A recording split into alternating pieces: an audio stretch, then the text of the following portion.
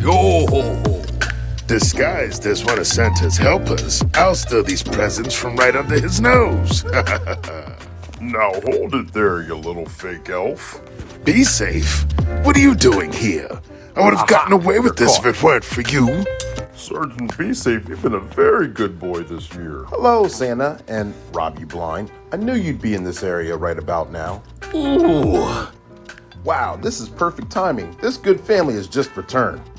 It's always a good idea to keep your doors and windows locked when you're not home. Don't give Rob You Blind the advantage. There's very inexpensive cameras and security systems you can set up as well. Sergeant Be Safe, thank you for coming. We appreciate everything you do. Without you, this holiday season would be ruined.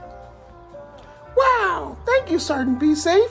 You saved the day. You're welcome, and I'm happy to hear it. You guys enjoy the rest of the day. Santa, you have a safe trip back to the North Pole. Ooh. Party pooper, be safe. No gifts for you, Rob You Blind. You'll be put away this holiday season. Sergeant Be Safe wants you and your family to have a safe and enjoyable holiday season. And that's your tip of the day, to have a safe holiday. Merry Christmas. Oh, ho, ho, ho, ho, ho, ho.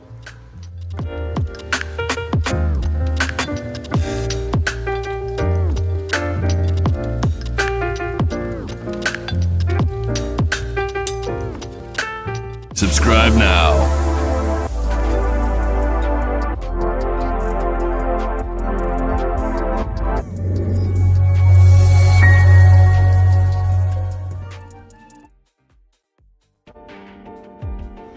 Welcome to Black and Blue, the podcast that's just for you.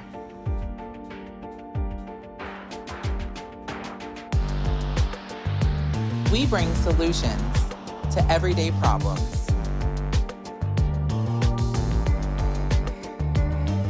We are here to humanize the badge. By interviewing first responders and discussing their trainings, experiences, and publications. Black and Blue airs weekly at 7 p.m. Eastern Standard Time. Tune in.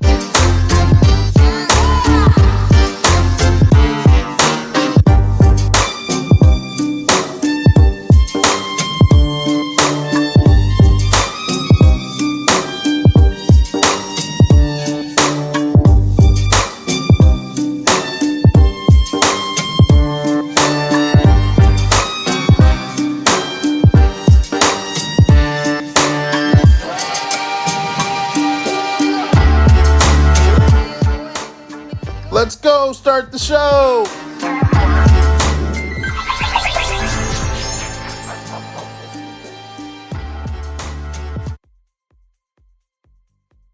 And we are live, ladies and gentlemen, boys and girls. Welcome back to another episode of Black and Blue, the podcast that is just for you. I am Coach Clee. I'm your motivational speaker, your empowerment coach, your author, and your favorite baker's favorite baker. And I got a special guest backstage. I hope you guys are ready for him because I know I am. We've been setting this up for a while. It's going to be very fun. It's going to be very informative. It's going to be very exciting. All right. This is the podcast where we go live at 7 p.m. Eastern Standard Time weekly. And when we go live with a special guest who's either a first responder or in law enforcement, whether they're rookie season or retiree. And when we go live with them, we talk about their training and their experiences and their publications. All right. So you guys get your questions ready because this is a live show and we're streaming on 5 different platforms right now. We're on 2 on YouTube, we're on 2 on Facebook, and we're on 1 on LinkedIn. So therefore, like I said, get your questions ready. And if you're looking for a shout out, you have to put your name and where you're from in the comments section so you can get that shout out that you're looking for. If you have a question, you got to put that in the comment section also.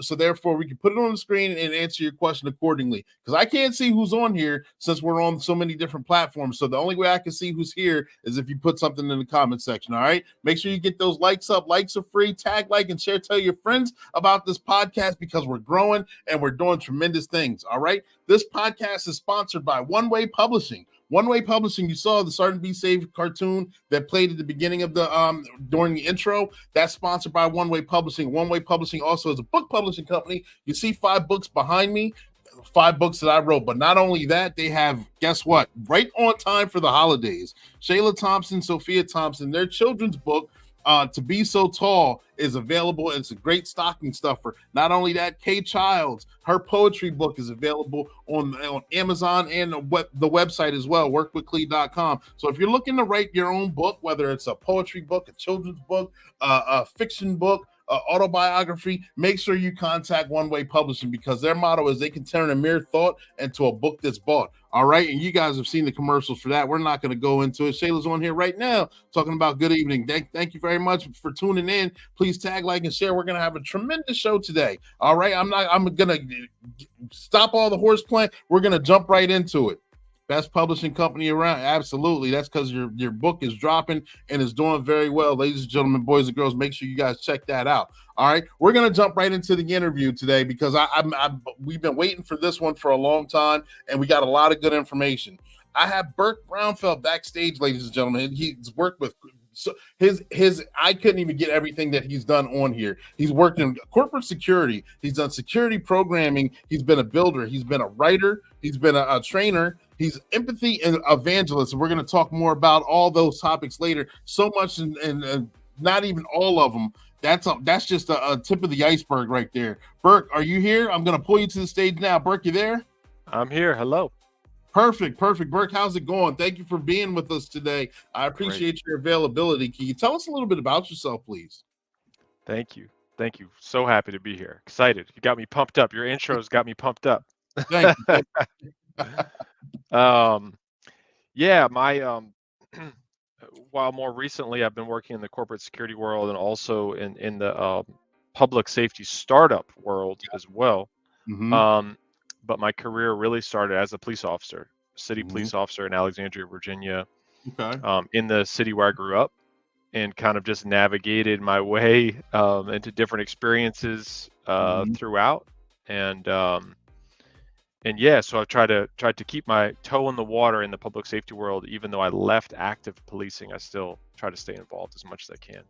Gotcha. Can you tell us how you got the bug to actually want to get in become a first responder or in the law enforcement itself? When did you know that this is what I'm going to be doing for this point in time in my life? Yeah, it definitely was not my family's first choice. I'll tell you that.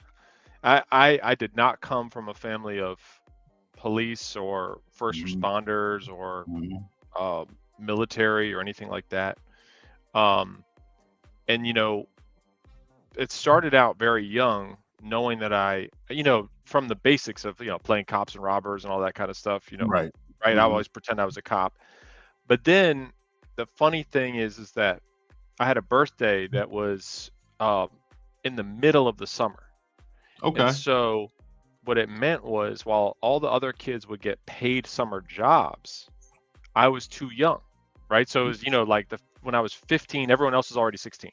Mm-hmm. And they're like, oh, I'm working at an ice cream shop, whatever. And I'm like, they won't hire me. I can't get a job. So then my mom came up to me with this red book.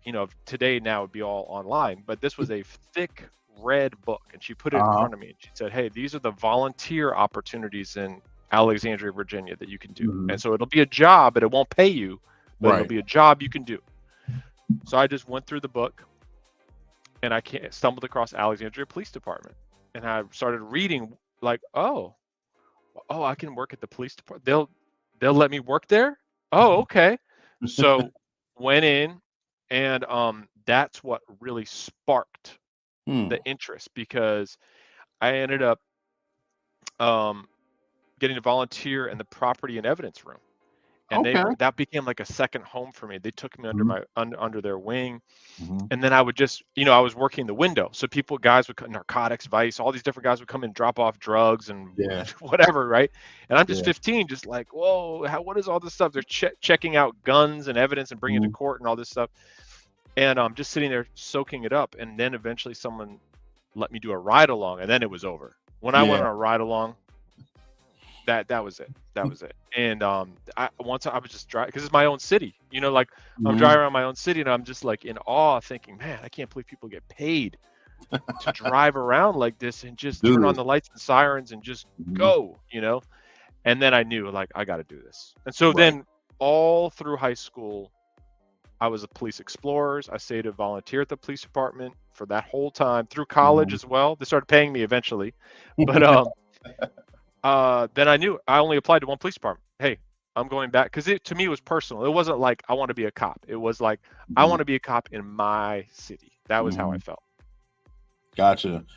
It's interesting. I've had a couple guests on the show in the past that had no interest in police work at all until they actually sat out and did that ride along. For whatever reason, they did the ride along, and the ride along was, this is it. The switch just went off. Like, as soon as I can, I'm doing everything I can humanly possible to put myself in the best position, so I can either start applying for the academy or applying for the department, however it may work. It's different from state to state, but putting myself in the best position on getting this job, because this is what I want to do. Like you said, everyone says the same thing. I can't believe they pay you to actually do this. Yeah, isn't it crazy though? I mean, And then once you're a cop, and then you start having people ride along with you, and you can see them having the same psychological reaction, where it's like, you start driving like 90 miles an hour out of nowhere, and they're like, you get like, this is what you do, So I mean, it's just, you're like, yeah, this is just a fun job. I mean, despite, of course, it's fun when it's fun, and it's not fun when it's not fun. Exactly. But all things considered, it's crazy. I often remember thinking, as a cop, I remember thinking, if I could afford it, I would do it for free. Like, I need to make money to pay, rent. But if I didn't need to do that, I would still come up. I'd still come to work every day, because I would do it for free. It was just that much fun. So, to me, I was always also like, and I think people feel like this when they do ride-alongs too. Sometimes it's like a backstage pass to life. Yeah, it is. Right. You're like, oh, that's what it really looks like, or that's how this really works. Oh, and when you think about, like, think of all the time, I'm sure any cop that hears this would, has experiences, but like all the random stuff you get to learn that you have no need for the knowledge, but you're like, oh, okay, that's interesting. Where like you get called to a supermarket, and let's say, oh, we just had a shoplifter. Oh, okay. Do you have any video? Yeah, come on to the back. And then you go to the back, and you're like, oh, that's where you store the lettuce. Oh, that's where you keep all the extra stuff. Oh, okay. All right, cool. But it's like stuff you have no business really even knowing that, but you're like, oh, okay, now I kind of get it. But you do that over and over and over again, and that's why I view it like the backstage pass to life, because you're always getting that sneak peek into kind of the inner workings of all of these things. And to me, that was like an honor, because it just felt like it was preparing me to take on life, Yeah. Interesting. I know a lot of guys have also said it's like the you get a front row seat to the ticket, a ticket for the front row seat of the best show on earth. And then you being in your hometown, you actually get to see, I know my town, and then to actually see, I know my town even deeper now. I didn't even know this went on here in my own area, and it's cool because you know some of the good things, you know some of the bad things, but you just have an inside knowledge on. Oh yeah, did you hear about that accident that happened last week? Like, yeah, I was there. Like, Yeah, I'm the one right. who got cars through and directed them around and got you to work safely. Yeah, totally. And but Cleveland, that makes me think of being hometown, and this is an issue obviously a lot of cities face today. Mm-hmm. And we've seen it, some of those high profile, police related deaths. Yeah. Where the challenge, the positives of having people that are from that city choosing to become a police officer in that city, to me, it's easier to empathize with the people that you're interacting with, because it's also personal for you. You know what I'm saying? Like, it's not like you swoop in, you drive 45 minutes from another state, you work 12 hours and go home. If it's your city, to me, it's like, hey, I'm trying to provide safety for people that I grew up with. I mean, I remember walking up as a rookie. I was probably 22, and I got called to back up somebody, and it was several guys. They were all being patted down. I really didn't know what was going on, but they needed backup, and so like, hey, pat this guy down. They pulled him out of a car, and I'm patting him down, and I look up. He's a big, tall dude. I looked up. I'm like, oh, hey man, we used to play baseball together, and immediately it diffused the whole situation, right? Because I knew him as a kid. He didn't know me as a cop. He knew me as like a 12-year-old. Yeah. That stuff counts. It just, you can't, there's nothing you can do to make that or buy that or pay for that. It just is when you're from that city, because it's all personal for you, Trust me, I know, I get it, I understand. How were you able to take what you learned while being a law enforcement officer, a police officer, and then transition into a more corporate security established type field where, one is more blue collar, the other is more, you learn it as you go out per se, or it's more non-traditional, I would say, if that makes sense. How were you able to transition those skills? Yeah, man, that's $1 million question for a lot of people. I think it's what a lot of people face, when either if they're leaving mid-career or at the end of their career or whatever, and they want to do something else. And I have a lot of people who, will reach out to me on LinkedIn and stuff like that, and just say basically like, what do I do? How do I make this jump? And the first thing for me is that it's almost like everything in life. You've got to expect that it's not going to be easy, because when you assume a lot, as a cop, I would do this all the time. I would look at people in private security, be like, I could do that. Yeah. But it's like, yeah, you might have the hard skills to perform the whatever actions that you see them performing, but when it gets into the corporate world, now you start, but can you talk that talk? Can you collaborate? Can you negotiate? Can you build consensus with people? Can you de-escalate situations? Can you think beyond yes and no, black and white, right and wrong? Because as in policing, it gets, as we start to have a mind where we're like, like your mind is not built, in my mind, over time for the corporate world. You're not trained. It's not the environment. Right. Because you show up, right? You show up, you get a call. You get dispatched to 123 Main Street. Bobby Smith is having a problem with his neighbor. Okay. You talk to Bobby Smith. What seems to be the problem, sir? Yeah, my neighbor's tree is overgrown and all of his fruit is dropping on my lawn. We're trained to process criminal or civil, criminal or civil, criminal or civil. I'm sorry, sir, that's a civil problem. If you have a problem, there's no crime has been committed. I hope you guys can work it out. Thank you. Good night. That, to me, that's kind of how I was trained, right? Right. Exactly. Yeah. Because you're always thinking of, it's very clear, the lines are drawn, right? Well, that type of thinking is like the exact opposite when I got to the corporate world. We always like, don't say no. No is, people don't want to hear no. They want to hear how. Hey, Burke, can I do this? They don't want me to say no. say, you can do this, but here's what you would need to do or take into account if you want to be successful. If it could be like travel security, it could be workplace security, all these things. People in the private sector have no interest in being told no, because you're in the business of making money. So if it's like, hey, Burke, let's say company X says, Burke, we want to open an office in Kenya.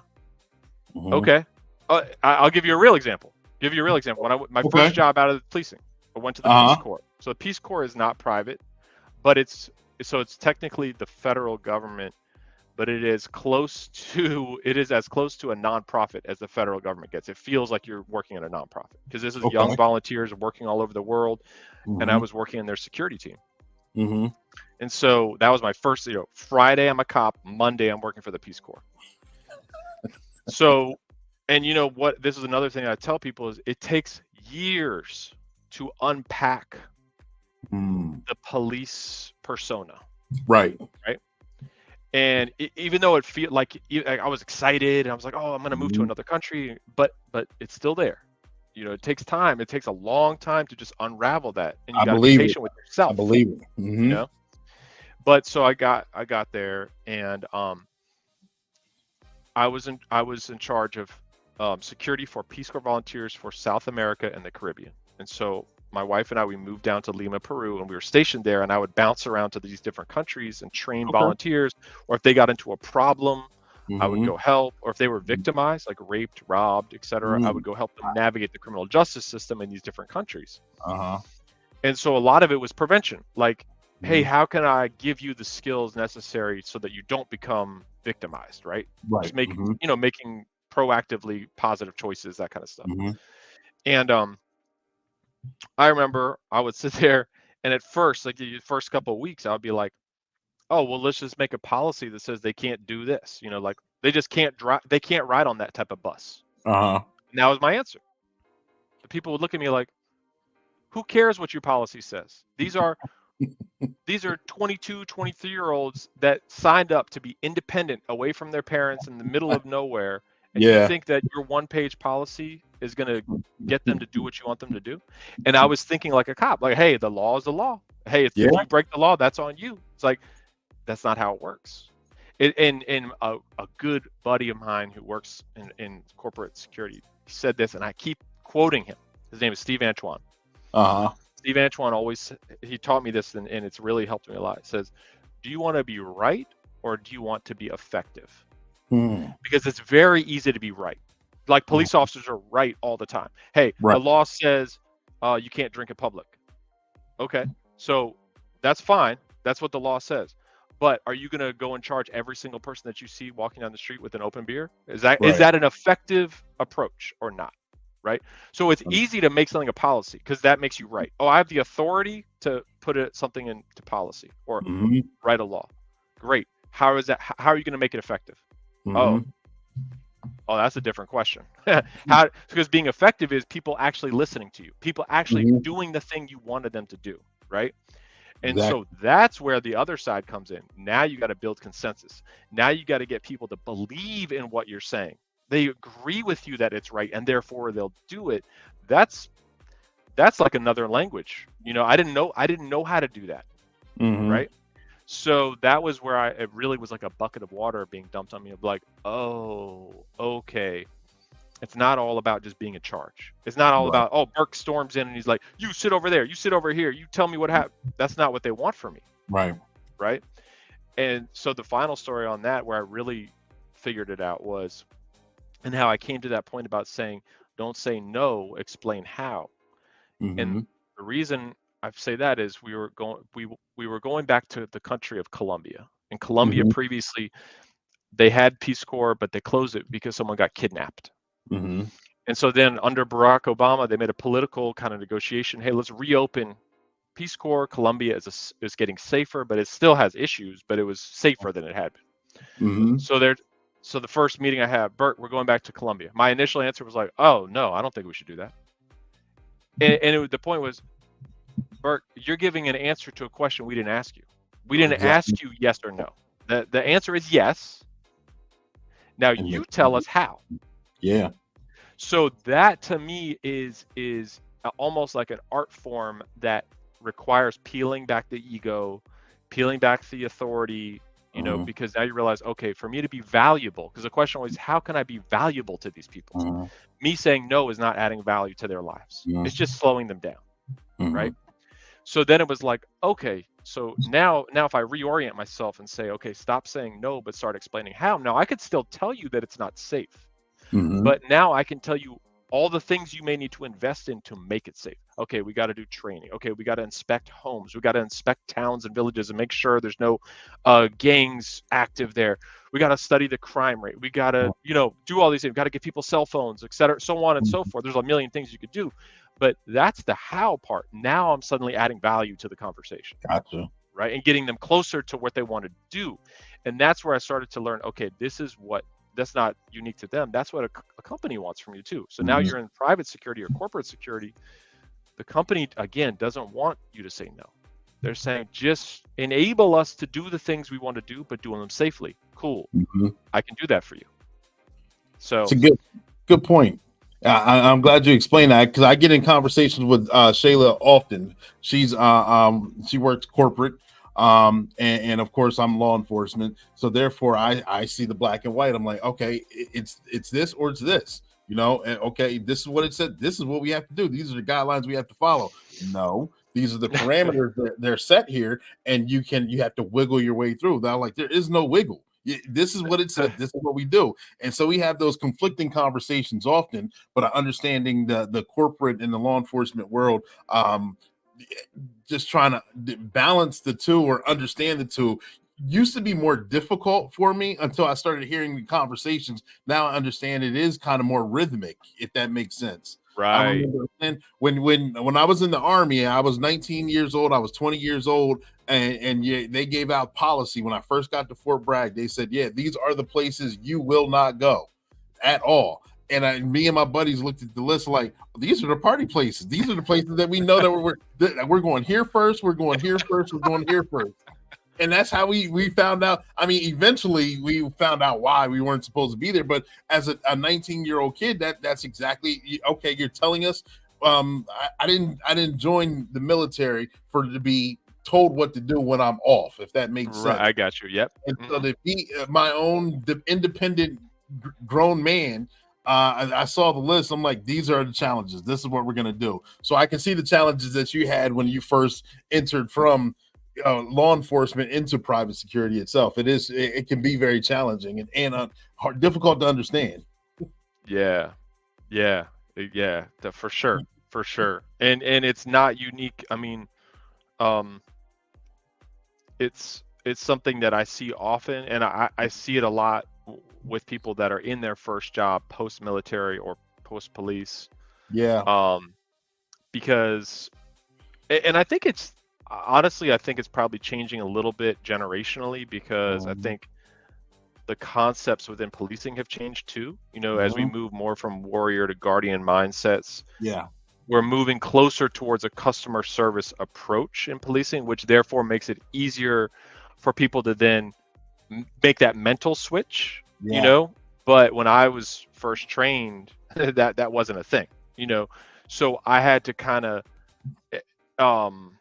relearn what it meant. Now, I was, of course, trying my best as a cop, you know, to de-escalate situations and use customer service, but I wasn't trained in those concepts or even those terms. Like, I didn't know what empathy was and all these things. Even though some people do it naturally, you know what I mean? Because it works. Like, oh, okay, this is working, so I'm going to do it. But I think we're going to see that it will become easier for people over time to make that transition, partially just because the cultures are getting closer together than what they used to be when we were first starting out, you know?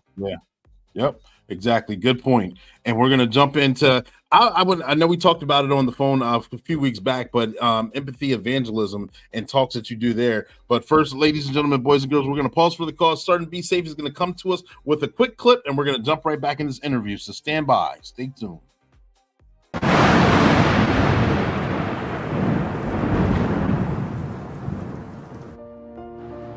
Your Honor, we have undeniable evidence that Chance Wilder attempted to hack into multiple bank accounts and steal money, we request the maximum penalty. That's right, Your Honor. Chance Wilder is a menace to society, and we must put an end to his hacking shenanigans. Objection, Your Honor. My client is innocent until proven guilty. We believe there's been a misunderstanding. Chance Wilder is a misunderstood genius, not a criminal. Order in the court. Let's hear the defense's case. Your Honor, I present to you Chance Wilder's latest creation, the Hacker Helper 3000. This incredible software was designed to protect innocent people from cyber threats. Chance's intentions were pure. Objection, Your Honor. This is just a ploy to distract us from the real issues at hand. Indeed, Your Honor. We even have evidence of Chance Wilder's hacking attempts. He's gone so far to have left a digital signature saying, "Catch me if you can." Chance Wilder, I've heard both sides of the story. Hacking is illegal. Since you like to take wild chances, I sentence you to community service, where you use your skills for good, helping organizations protect themselves from cyber threats. Oh man, no money and community service? Shut up and take the deal. Well, there's another good job done by our district attorney, just in case. It was a team effort. And there you go, folks. Justice was brought to Chance Wilder, but I'm pretty sure he'll be up to his shenanigans again. So tune in, and that's your tip of the day to get you on your way.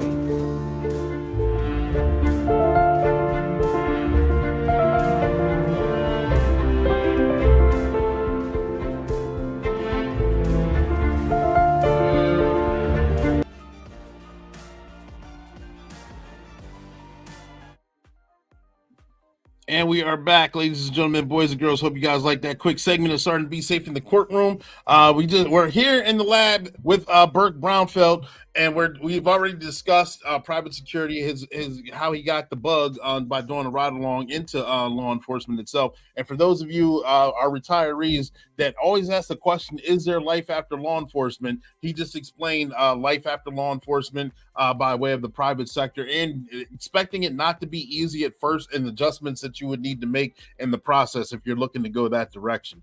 I want to talk about empathy evangelism. You talked about that briefly, at least when we were on the phone few weeks ago. What does that mean to you, and how do you do this? Do you discuss empathy in a group setting? Do you do it? How do you get the point across to first responders, law enforcement, or anyone out there that's willing to listen? Yeah, I mean, so for empathy itself, I found myself talking about empathy in a few different areas. On the one hand, within the corporate sector, with security professionals and how empathy can be applied to security work. I've also talked about it just with corporate professionals in general, because I believe empathy really, even though it might sound cheesy, empathy really is a superpower, in my opinion. Okay. And it's a superpower for anybody. But then I've also taught empathy for police departments or law enforcement in general.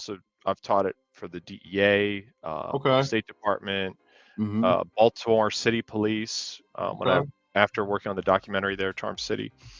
And so I basically believe that if we think about empathy as the effort that we make to put ourselves in another person's shoes, for me, it's as simple as that.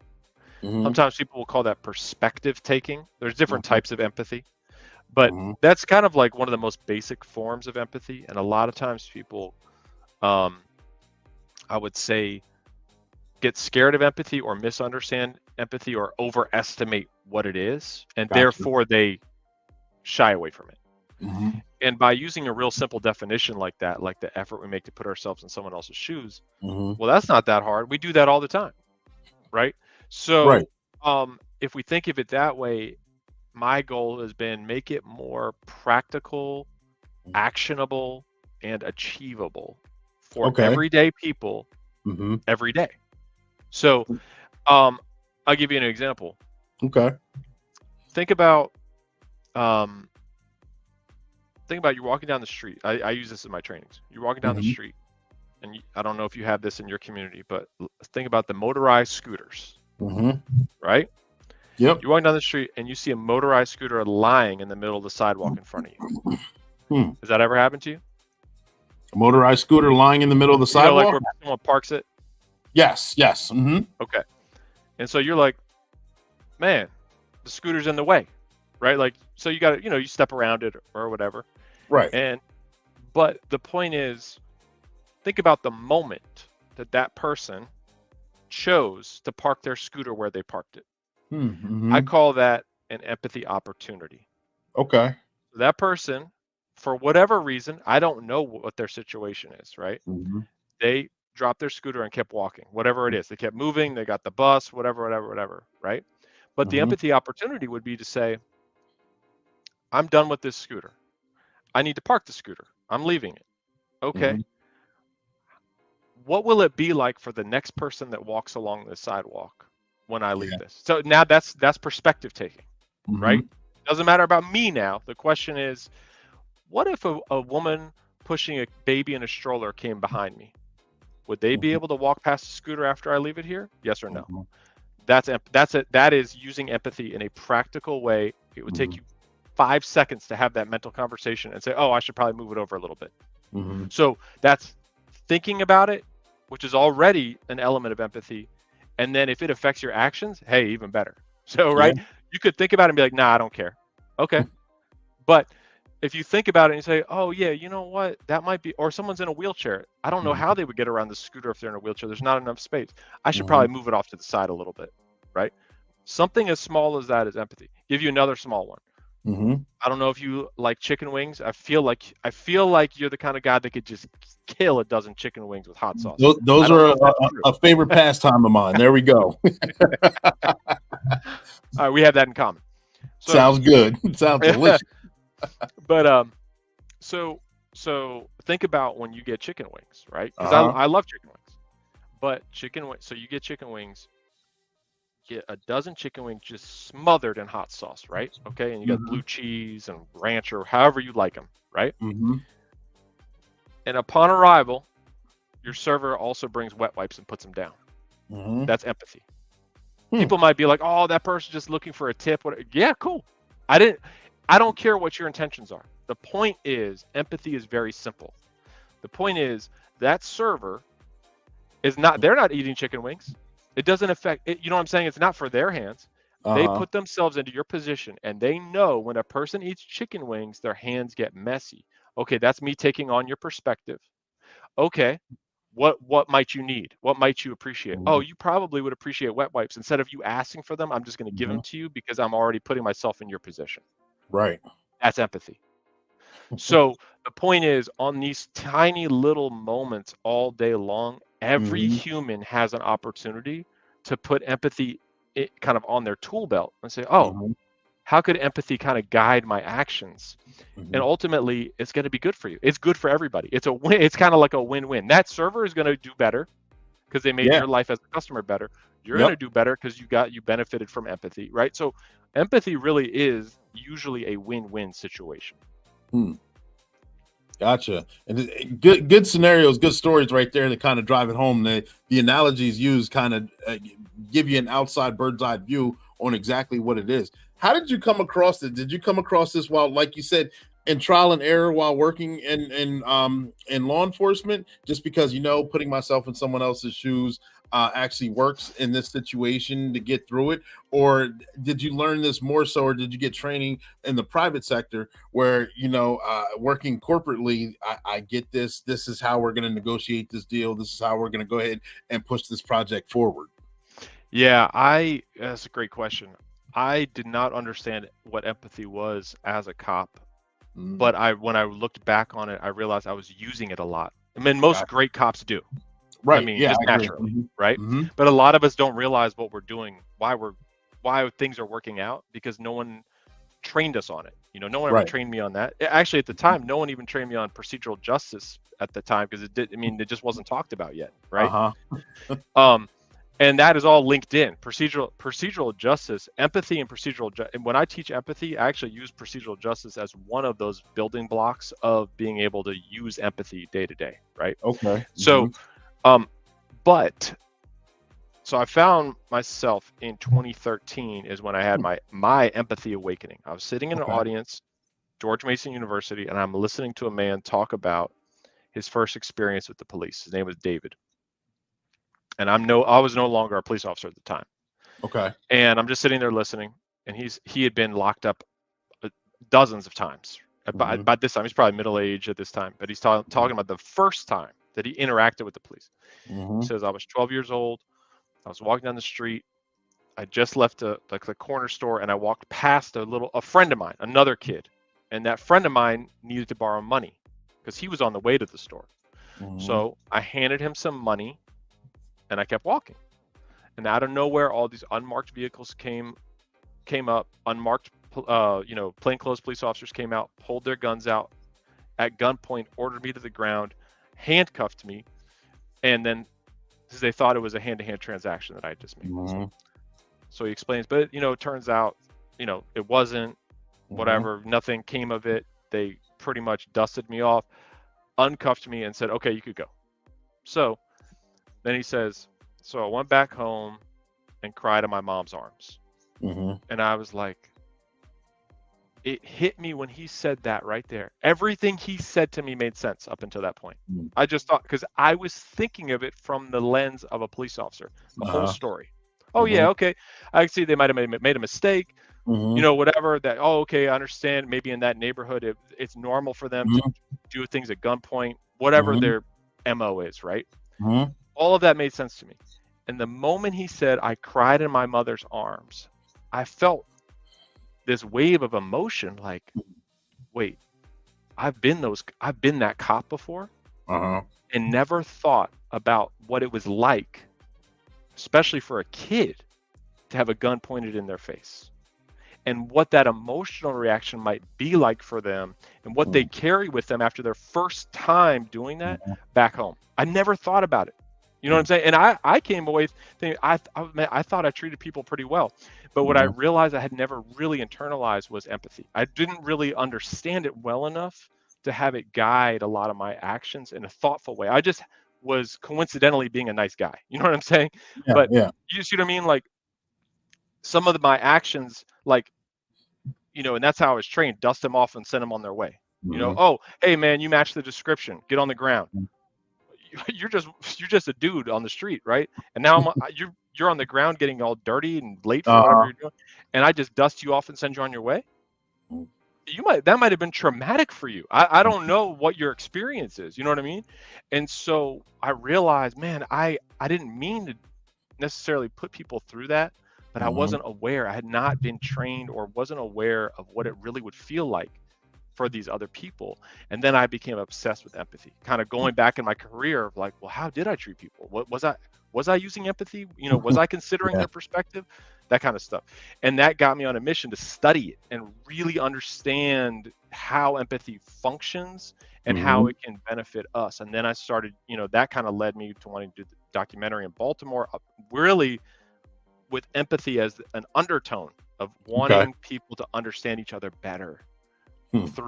But not just police understand community members better, but community members understanding police better, because similarly, police officers have a very tough job as you know, empathy goes both ways. So as a police officer, what I found, and one of the reasons why I wanted to do that was because, especially as you remember during George Floyd, all of those Michael Brown, all of these cases that really have dominated the headlines.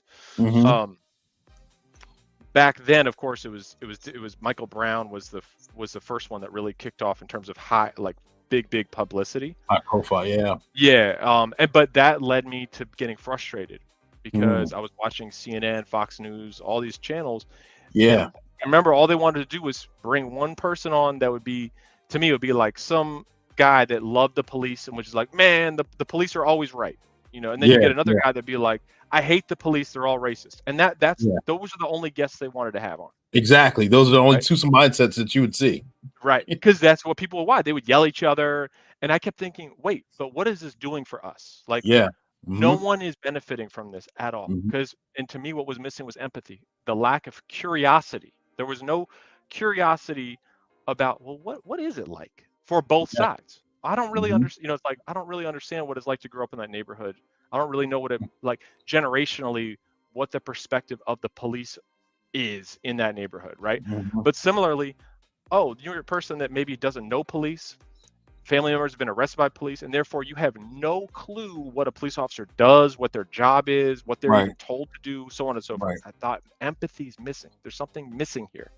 And that's what kind of led us to say maybe empathy can enter into the conversation through a film. And that's how we chose Baltimore. And that was actually right before the Freddie Gray incident occurred. Okay. We started filming just before Freddie Gray. Hmm. And then things got crazy. It took us 4 years to film. But on the back end, we followed police around and we followed community members around and showed both sides of the equation there of what is it like to police and what is it like to live, right? And then what I was able to do was take that and worked with the former assistant commissioner in Baltimore, and we went back and taught the Baltimore police recruits about empathetic policing. That's where I first put it, like kind of wrapped it around my head of how do I talk about this in the context of policing, right? But we use the film as a teaching tool. Hey, we're going to show you real scenes from your city, and now let's stop and talk. What was it like? Well, imagine being the guy stopped in that tower. Well, how would you have felt? What would you have been thinking? That kind of stuff, right? So it kind of all came full circle, but gave me a way to really formalize my thoughts around empathy and put it into a curriculum. Gotcha. I like that. It's you explain empathy on both sides. Understand empathy is like a bridge that brings two different sides or two different mindsets together for an understanding of one another. Not always do you have to agree, but understand, like, you know what? I don't agree with your decision, but I can see why you made this decision in that moment. And it kind of brings a settling upon you as well. The documentary that you're referring to, if anyone wanted to watch that, how would they go about doing that? Yeah, it's called Charm City. It was originally on PBS. I believe it's still showing on Amazon Prime if people have Amazon Prime. And it was it premiered at Tribeca in 2018. And so that was such a amazing experience for me because I don't know anything about film, you know, but I was so lucky because I got partnered with real film people that did. And so, you know, if it had been me, I would have been out there with an iPhone, you know, following people around. Trust me, I know. But I just got really lucky and they put it together as a real professional production. And it just turned out to be the beginning of a really nice journey for me because then it allowed me to take that empathy training material and start to diversify my audience. Say, hey, this message could land well for other people, not just police officers. And kind of then I was able to take it on the road and keep modifying it, right? Okay, now I'm going to talk to security people. I'm going to modify the scenarios a little bit, less policey, more private sector kind of vibe, right? That kind of thing. So, and I'm still doing it today. I mean, just a couple of weeks ago, a buddy of mine, Terry Conlon, he works with Irish security company. You might have seen him on LinkedIn. I delivered the empathy training for his company. It's the first time I did it for a security company, like a security guarding company, which is just as important for folks in that field too, right? Because think about in the security context, like you're a security officer at a store. Think about the number of interactions you have all day long. People, just every person that walks by you it might be a micro interaction, you know? And if you're able to add empathy into that mix of thinking about, you know, okay, what might this person need? What might this person be experiencing? Especially like around holidays, right? Lines get long, people get impatient, people might be having money troubles. If you start thinking about those things, it starts to help inform how you behave, how you treat each different person depending on their situation. And so it's not just for police, it's helpful for anybody to apply, you know, to their specific scenario. Yeah. Gotcha. Good explanation there as well. And just your background, being able to you've done a documentary, you do trainings on empathy. You worked privately, you've worked professionally as a first responder, law enforcement officer. I know backstage you talked about trainings that you've done, books that you've written or in the process of writing, and so on and so forth. What can we expect from you in the future? Or let me put it this way. Let me re-ask the question. In about 3 to 5 years, what is your end game goal to be effective in make a positive impact on the community? What would your end game goal be? Man, that's a great question, and something that it's funny you asked that. Right here, I have the book End Game First. Great book. I recommend it. Michael Lefevre, friend of mine, good guy. I'm always asking myself that question. That book is helping me to clear up my thoughts about that. Gotcha. And you know what? I'm okay with never really knowing the answer, in the sense that I have a few things that guide me. I get you. You know what I mean?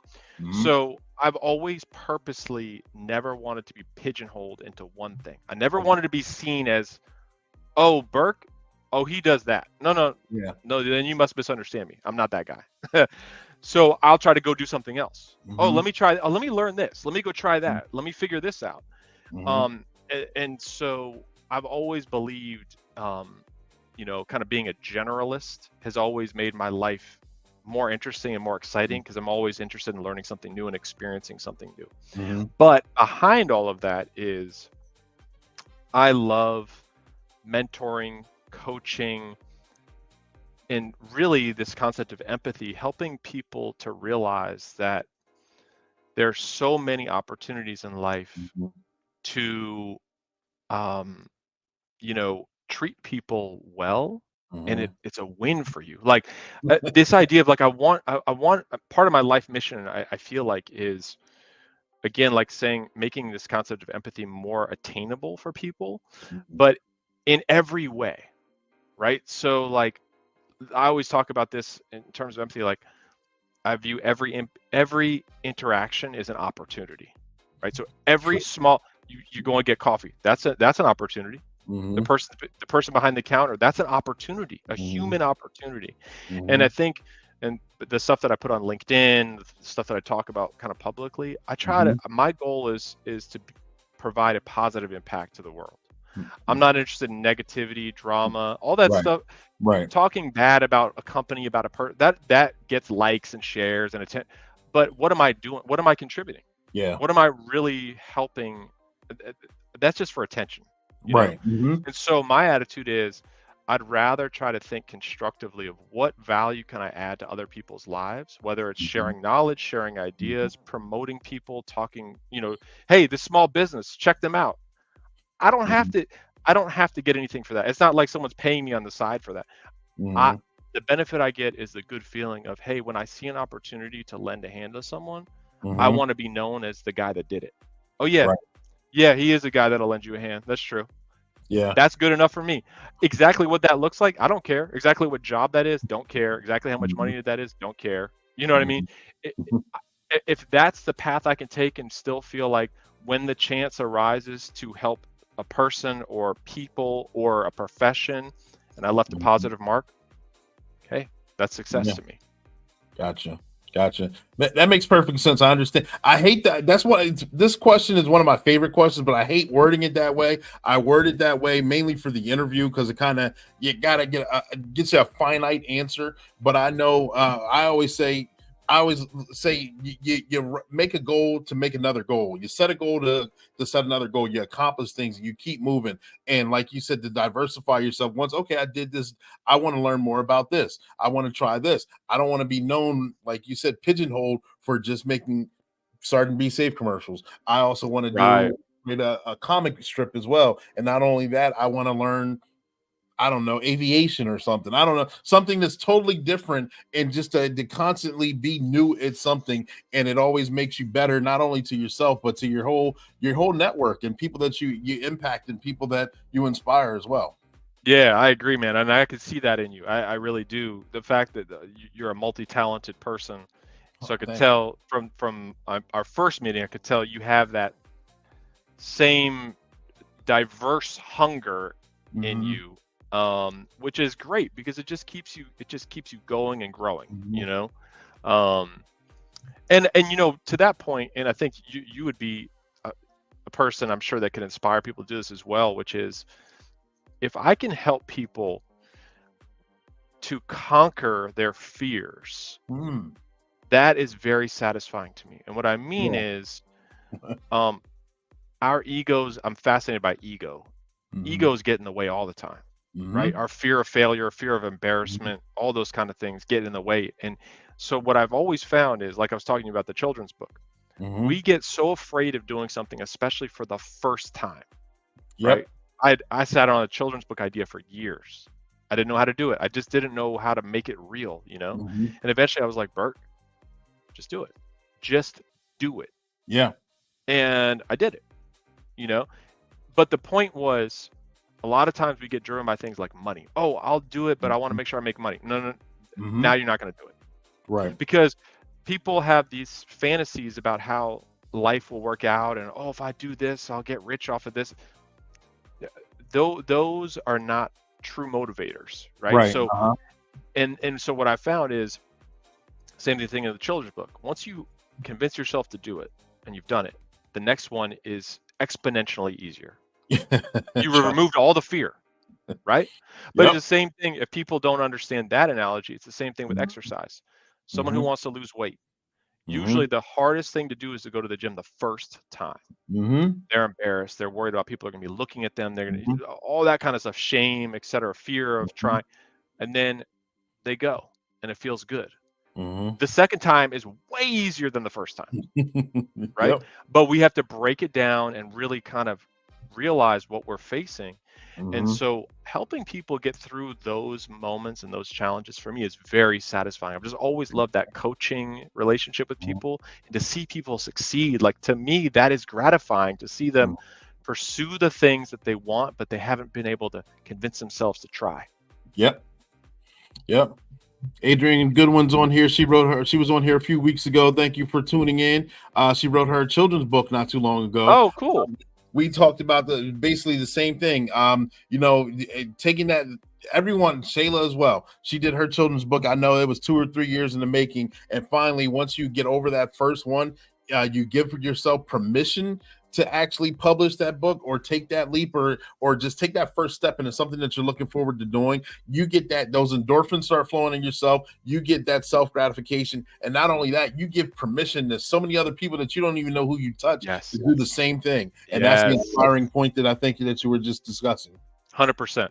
That's a great point. I mean, that's, I think, like a few years ago, I was one of the founders of this company, Guardian Score. And that's how I keep in touch with public safety. And that's like a customer service rating tool, for police interactions. But I had this is what I told myself first. I have no business doing that. I don't know software. I don't know how to build this. Right. And we talk ourselves out of doing things because we think we're not qualified. We don't belong in the room, so on and so forth.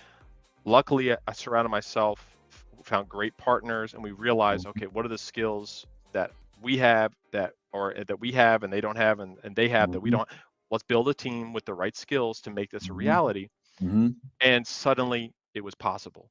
But that self-doubt that we put on ourselves of like, oh no, you can't be that because you're just this. No. That's where most ideas die.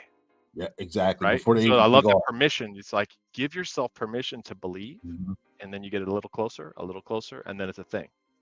Yep.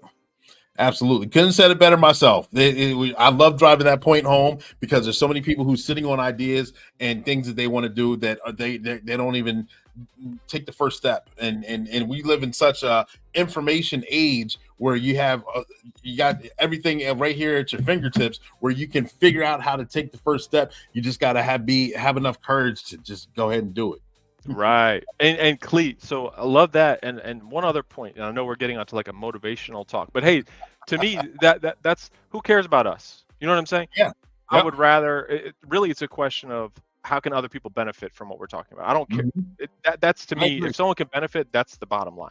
So what I didn't realize until I was probably 35 was I didn't really understand the idea of leaning into my strengths. And what I found that out about me in terms of writing. So my dad is a writer, my mom's a writer. It was in my DNA. It was unavoidable. It just happened, right? And I never liked it. I never was interested in it at all. I kind of rejected it almost, no, I'm going to be a cop. Like, what? But it was there in the background, right? And the point is, not until I was like 35 did I realize, wait a second. And this is what I would encourage everyone to do. And I'm always telling this to people. Ask yourself, honestly, by yourself, what are you actually good at? Everyone's good at something. Everyone has a natural strength or something they've cultivated over time. It doesn't have to be a hard skill. It could be you're a great listener. It could be that you're funny. Whatever it is, right? You might be a great violinist. I don't care what it is. The point is, whatever that thing is or things, some people have multiple things they're really great at, which is cool. You figure that out, and then you double down on that thing, and you start pointing it towards the other places you want to go.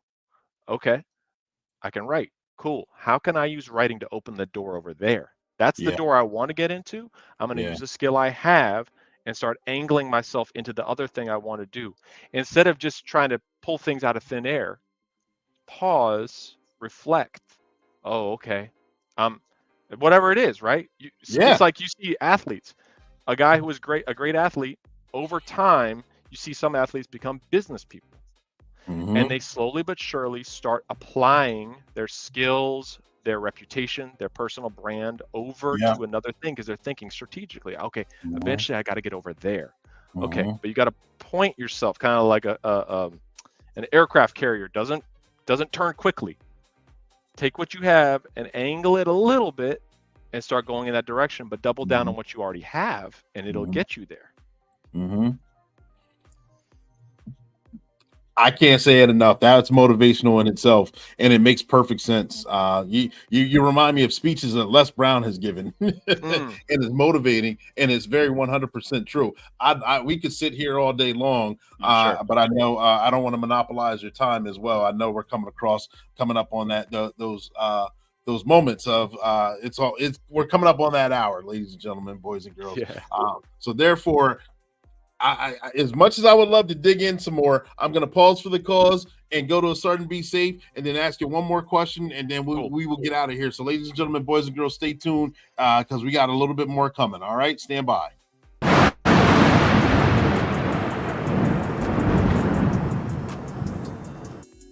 Meanwhile, at the Hall of Justice.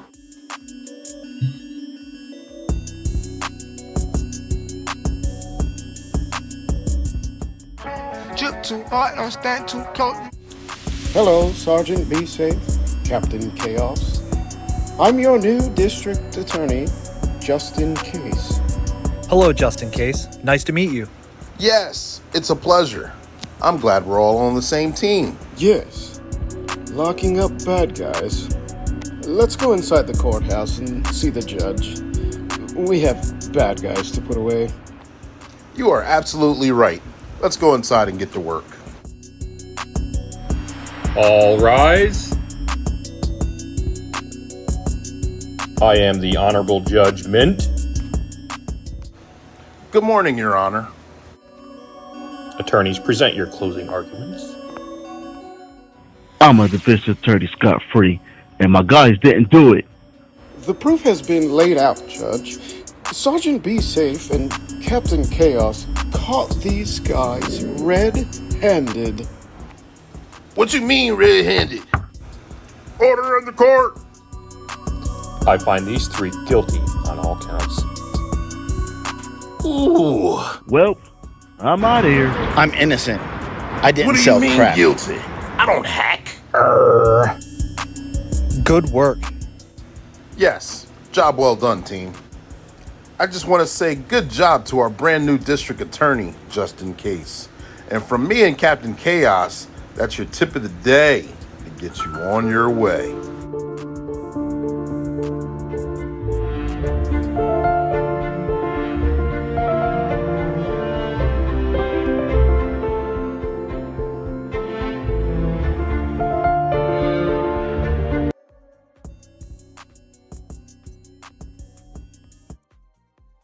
And we are back, ladies and gentlemen, boys and girls. Thank you. I hope you guys like that one. I see Adrian love to start and be safe. Thank you for that comment. I'm speaking very quickly because I don't want to monopolize too much of Burke's time. I know he's got time constraints right now. So we're going to follow up with this final question. We had an exciting conversation here, and we could go deeper and deeper in the conversation that we've already had and in more topics and more motivating topics. Through the course of conversation, I may have jogged your memory, or I may have forgot to ask a question on something that you wanted to cover. Is there anything else that you would like to share with us right now? The floor is yours. No, I'm just appreciative of the time that you gave me, and I loved our conversation. And the thing that I would like to leave with people, since we went down this motivational path, and it's in the same spirit of this isn't about me. But one of my favorite quotes is, "It's amazing what you can accomplish when you don't care who gets the credit." And I think it was Harry Truman that said that. It's ironic that I can't give credit to the right person on that quote, but I think it was Harry Truman. But the point is, going back to ego, if we can figure out a way to release ourselves from our ego and focus more on positive outcomes, and you embrace that idea of, hey, this is bigger than me. You know, whatever I'm trying to do, same thing with that documentary I did. Who cares if I get credit for it? Who cares? Who cares if my name's on this or that or whatever? Point is, what do we need to do to get it done? And if you start thinking in those terms and share the credit, share the spotlight, work as a team, suddenly beautiful and big things happen, right? So I think a lot of people find it challenging because we often want the spotlight, we want the kudos, we want the credit, we want the promotion, all those things. And if we can care less about credit, it's amazing what kind of doors can open for us and what we can actually accomplish in life. It's an interesting point, and very, very well. Yeah, it hits home. I think you set ego aside and work on the common goal within the team, the group, the network, the company, the business, the department, whatever it may be. You set that aside. Just imagine, exactly like you said, all the great things that can be accomplished. Wonderful. Yeah, totally. Burke, thank you for joining us. Absolutely. Thank you for making yourself available. I appreciate you. Black and Blue, the podcast. We appreciate you. Ladies and gentlemen, boys and girls, if you have questions, keep them coming. I'll make sure that if we have any questions that come in the replay, I'll get them to them. We'll get them answered as quickly and as accurately as we possibly can. Thank you guys for tuning in. This is Black and Blue. This airs weekly at 7 p.m. Eastern Standard Time. I have a special guest coming to the platform next week. I want to tell you who they are, but I got to keep you on the edge of your seat. So make sure you guys tune in 7 p.m. Eastern Standard Time. This is Coach Clee, your motivational speaker, your empowerment coach, your author, and your favorite baker saying, we love you. 10-4, over and out. You guys be safe. All right. Bye. See ya. Thank you. Yep.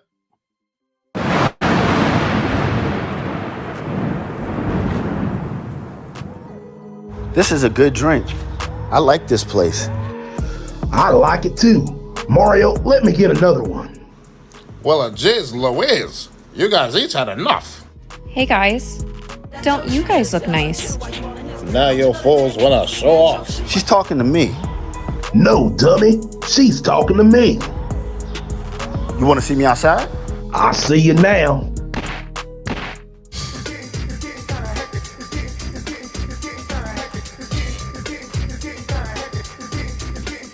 They're fighting over me.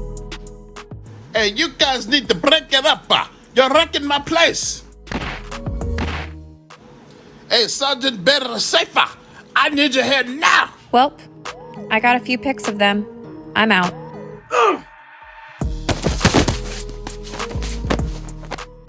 You foes knocked each other out. Megan, don't you live? Like